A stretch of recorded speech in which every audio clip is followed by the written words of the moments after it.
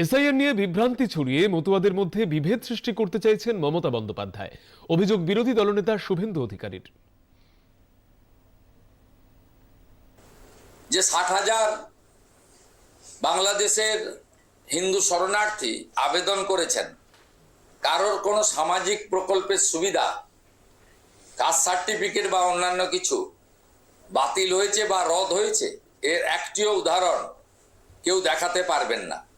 তাই মিথ্যাচার করে, বিভ্রান্ত করে আজকে মতুয়া সমাজের মধ্যে বিভাজন তৈরি করা, সনাতনী হিন্দুদেরকে দুর্বল করা, বাংলাদেশি হিন্দু শরণার্থীদেরকে ভয় পাইয়ে দেওয়া এবং ঠাকুরবাড়ির মধ্যে বিভাজন তৈরি করে রাজনীতিকে প্রবেশ করানোর মধ্য দিয়ে আজকে যে কাজগুলো করছেন, আমরা ভারতীয় জনতা পার্টি তার তীব্র নিন্দা করি।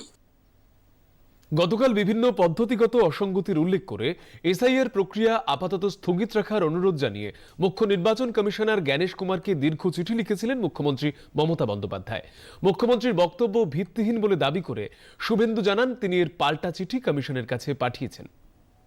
মুখ্যমন্ত্রীর চিঠির যা যা অভিযোগ তার পাল্টা যুক্তি, তথ্য, প্রামাণ্য দিয়ে ভারতবর্ষের নির্বাচন কমিশনকে বলেছি। আগের দুটো চিঠির পরিণতি যা হয়েছে, তৃতীয় চিঠির মুখ্যমন্ত্রীর একই পরিণতি হওয়া উচিত এবং 14ই ফেব্রুয়ারি ভোটার তালিকা বেরোবে, 7ই ফেব্রুয়ারি পর্যন্ত শুনানি চলবে এবং দেখবি আর জ্বলবি লুচির মতো ফুল।